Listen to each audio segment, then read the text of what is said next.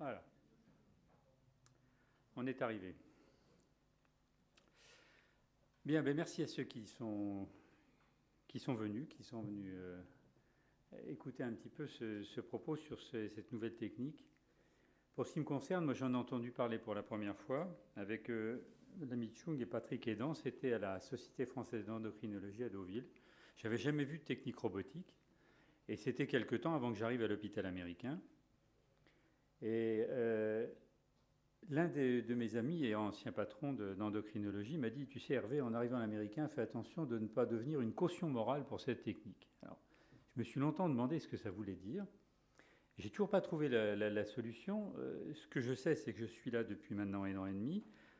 Patrick opère un certain nombre de mes patients. Je peux dire qu'à l'heure actuelle, il y a 25% des patients que je fais opérer qui sont opérés en chirurgie robotique à l'hôpital américain. Et je suis persuadé que dans les 5 ans qui viennent, 50% des patients en France seront opérés en technique robotique parce que c'est une très belle technique. Alors, quand on parle de staging préopératoire, ça veut dire que moi, je suis en fait en amont et en aval de la chirurgie thyroïdienne. Je peux être prescripteur de chirurgie, mais je peux être aussi responsable du staging, c'est-à-dire des éléments qui sont importants. Qu'est-ce que ça veut dire un staging? Ça veut dire recueillir des données utiles pour toutes les thyroïdectomies, quel que soit le cas. Et Patrick ne fait pas que de la thyroïdectomie en robotique, il fait aussi de la conventionnelle. Et puis, ça va être de rechercher des contre-indications spécifiques à la technique robotique pour éviter aux chirurgiens utilisant la technique de se trouver dans l'impossibilité de mener à bien l'intervention et d'être obligés de convertir en chirurgie conventionnelle. Alors, le bilan préopératoire, qu'on va dire classique, qu'on devrait faire en fait avant toute chirurgie thyroïdienne, quel est-il? Eh bien, ça va être de confirmer l'indication opératoire, ça va être de poser des indications préalables, d'explorer les territoires ganglionnaires, de prévenir le chirurgien d'une anatomie anatomique et, dans le cadre du cancer, d'avoir une démarche tout à fait originale. Confirmer l'indication opératoire. Vous savez que les chirurgiens recrutent des patients qui ont des fois des bilans que l'on peut dire extrêmement minimum et on leur dit faut opérer un goître multinodulaire. Et en fait, ce n'est pas un goître multinodulaire, c'est tout simplement une thyropathie auto-immune qui n'a rien à voir avec une thyroïde nécessitant une intervention chirurgicale. Il va se retrouver lors de l'intervention dans une situation qui n'est pas très agréable parce qu'opérer ces patients-là, d'abord ça ne sert à rien et puis ensuite c'est compliqué. Ça peut être aussi... voilà, ça va pas passer. Ça peut être aussi de diagnostiquer des tumeurs non thyroïdiennes. Alors là, vous avez le cas d'un patient avec un nodule thyroïdien tout à fait intéressant qui mérite d'être opéré. Et puis ça, ce n'est pas un nodule thyroïdien, ça c'est un diverticule de Zenker. Pour ceux qui ont déjà fait, ils savent ce que c'est un diverticule de Zenker. C'est simplement une structure qui se trouve ici, qui est une structure œsophagienne, qui en impose pour un nodule thyroïdien. Et quand on part en chirurgie robotique pour aller prendre ce genre de nodule, j'imagine qu'on doit avoir bien du plaisir. Il vaut mieux le savoir avant qu'après. Alors, vous avez ici donc cette structure qui, dans le cas présent, est essentiellement aérique, avec un niveau liquide derrière, et ici un tout petit pertuis qui communique avec l'œsophage. C'est une image connue des radiologues, mais qui mérite d'être décrite un peu plus souvent. Puis de temps en temps, c'est des formations liquidiennes, et personnellement, je n'ai jamais vu l'intérêt d'aller opérer des formations liquidiennes pures. Alors, on peut aussi poser l'indication préalable d'un examen en coupe, c'est-à-dire qu'on peut avoir une trachée comprimée entre deux nodules thyroïdiens, on peut avoir un goitre plongeant, et puis de temps en temps des goitres endothoraciques. Il est évident que si le chirurgien n'est pas prévenu avant de ce à quoi il s'expose, il va avoir des soucis, et qu'on peut poser cette indication d'examen en coupe, si possible non injecté en iode. C'est toujours mieux de ne pas saturer ces patients en iode en pré-chirurgical. Ça peut être aussi poser l'indication d'une scintigraphie, parce que c'est quelque chose qui n'est pas fait couramment avant. Vous savez que dans le temps, on faisait des scintigraphies systématiques dans les pathologies nodulaires. Maintenant, ça ne se fait plus. Moyennant quoi, les 15% de nodules autonomes qui sont présents ne sont pas diagnostiqués. Et dans le cas de cette patiente, eh bien, elle avait un gros nodule qui, a priori, partait pour le chirurgien. Quand on voit la scintigraphie, c'est un beau nodule toxique qui n'était pas encore en état d'hyperthyroïdie. Et là, on peut discuter clairement entre une chirurgie ou un traitement radiométabolique. Alors, on peut aussi dire qu'à la suite de ce que l'on trouve, il faut faire une cytoponction préalable. Et de temps en temps, on voit des chirurgiens être dans la nécessité d'opérer des patients qui n'ont pas eu de cytoponction sur les nodules. Or, à mon sens, c'est très différent d'opérer une pathologie bénigne que d'opérer une pathologie maligne. Quand on fait l'échographie préopératoire, on peut poser l'indication d'une cytoponction. Le cas de cette patiente, par exemple, avec un très gros nodule vilain qui n'avait pas été exploré avant d'être opéré, et c'était un cancer thyroïdien absolument évident. Ça peut aussi poser l'indication d'une préparation médicale, c'est-à-dire qu'on envoie à Patrick, comme à d'autres chirurgiens, des patients avec des maladies de base d'eau. Eh bien, ces maladies de base d'eau, dans certains cas, quand on trouve des débits extrêmement élevés sur les artères thyroïdiennes, quand on trouve des vascularisations très importantes, on peut dire qu'il faut mieux les préparer au Lugol. Et Patrick les prépare très, très volontiers à cette technique, avec le Lugol qui est moins employé qu'avant. Mais je vous signale que dans la journée du Club Thyroïde Île-de-France qui aura lieu le 8 juin, il y aura une table ronde avec Jacques Orgiasi sur l'utilisation du Lugol en préopératoire avec la présence de chirurgiens. Alors ça peut être aussi la recherche des adénopathies, c'est-à-dire on fait une échographie lambda, et puis on va chercher s'il y a des adénopathies. Là c'est un ganglion normal, mais ça peut être ce type de ganglion qui bien entendu va nous ramener l'attention vers la thyroïde et nous inciter à faire une cytoponction préalable sur un nodule qui ne nous apparaissait pas obligatoirement malin au départ. Ça peut aussi être de prévenir le chirurgien d'une anatomie particulière. Certaines anatomies peuvent être prédites par l'échographie. C'est en particulier les anomalies artérielles de naissance de la carotide primitive droite, dans ce qu'on appelle les artérialusoria. Ça peut se diagnostiquer en échographie. Or, on sait que l'artérialusoria se manifeste par une non-récurrence du nerf récurrent, les rameaux naissant directement du pneumogastrique, et quand le chirurgien n'est pas prévu, c'est là qu'il risque de faire une paralysie récurrentielle parce qu'il n'arrive pas à repérer le récurrent. Ça peut être aussi des agénésies artérielles. Dans certains cas, on a une grosse artère thyroïdienne supérieure, pas d'artère thyroïdienne inférieure, le chirurgien a intérêt à le savoir. Ça peut être aussi la présence d'un thymus. Alors ça, c'est un piège très fréquent. Il faut savoir que 15 à 20% des adultes ont un thymus orthotopique. Là, c'est un cancer thyroïdien du pôle inférieur. Là, c'est une grosse masse qui est ici qu'on peut prendre pour une métastase.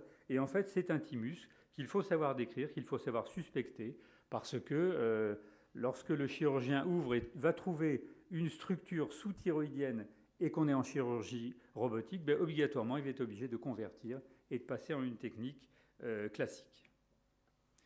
Ça peut être aussi la présence d'un lobe pyramidal ou d'une ectopie. Alors là, vous avez un lobe pyramidal à bougement apical avec un nodule qui est ici. Si le chirurgien n'est pas au courant de ça, s'il n'a pas été prévenu de ça, il va faire la thyroïdectomie, il va laisser en place obligatoirement cette structure-là qu'il n'aura pas vue. On ne peut pas lui en vouloir parce que vraiment, il n'y a vraiment que l'échographie préopératoire qui peut en faire le diagnostic. Alors quand on est dans le cadre du cancer, qu'est-ce que l'on doit chercher ? On doit repérer les adénopathies latérales et les localiser sur un schéma dédié. Ça, ce sont des adénopathies dans les territoires latéraux que l'on va repérer sur un schéma particulier. Je vous en montrerai d'autres tout à l'heure.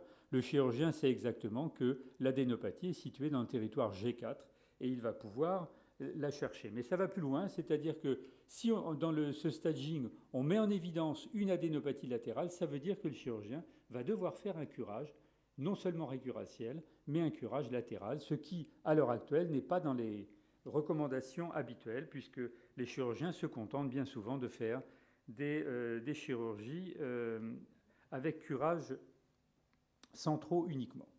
Alors les schémas, je vais vous passer 2-3 schémas en revue. Le premier que vous connaissez, c'est celui-là. C'est le schéma de Robbins, 1998. Ce schéma que nous avons adapté avec Jean Tramaloni et qui a été accepté par la Société française d'endocrinologie il y a une dizaine d'années, et qui était un schéma qui était en fait plein d'imprécisions. Il a été modifié quelque temps après par Soms, qui était de l'équipe de Robbins aussi, et qui a fait ce schéma que moi j'ai toujours jugé très difficile d'utilisation, parce qu'on a du mal à localiser précisément les choses. Alors il y a quelques mois, il y a 1 an et demi, on s'est réunis avec quelques experts. Il y avait Laurence Lénart, Fabrice Ménégo, Jean Tramaloni, Gilles Russe et Sylvain Poiré. Et on a planché avec l'idée de faire un nouveau schéma de repérage. Et ce schéma de repérage, il m'a été confié la lourde responsabilité de le réaliser. Et voilà ce que ça a donné. C'est-à-dire que c'est un nouveau schéma auquel vous allez devoir vous habituer parce qu'il a été accepté par les guidelines de l'European Thyroid Association. Et ce schéma, il est différent des autres parce qu'en fait, eh bien, on se base sur de l'anatomie et non pas sur de l'examen en coupe tel que l'avait fait Robbins ou Soms. C'est-à-dire qu'on se base sur le trajet du muscle homoyoïdien en place et non pas sur un plan passant par le plan scanographique passant par le muscle homoyoïdien. On a supprimé cette structure sous le secteur 1 qui était inutile. On en a fait un secteur 6 supérieur qui va jusqu'à l'osioïde. On a bien séparé les territoires 2A et 2B grâce à l'émergence de la jugulaire qui est très facile à repérer. Et puis enfin, on a réhabilité ce secteur 5B que l'on ne trouvait plus dans ce système-là. Donc ce schéma a été avalisé par l'European Thyroid et c'est celui que vous verrez passer maintenant qui va nous servir pour faire nos repérages ganglionnaires. Alors, le staging préopératoire dans le cadre du cancer est quelque chose qui maintenant est reconnu et même recommandé puisque ça fait partie du consensus français et européen qui dit que la prise en charge chirurgicale d'un nodule considéré comme suspect ou malin après cytoponction nécessite une évaluation préopératoire systématique des aires ganglionnaires par une échographie cervicale réalisée par un spécialiste expérimenté. Donc ça veut dire que ce n'est pas du tout pour ramener des patients dans nos filets, mais l'échographie, le staging préopératoire, dans le cadre du cancer, c'est quelque chose de compliqué. C'est quelque chose que tous les échographistes et radiologues ne sont pas obligatoirement habitués à faire et que véritablement, il faut que ce soit fait par quelqu'un qui connaît bien.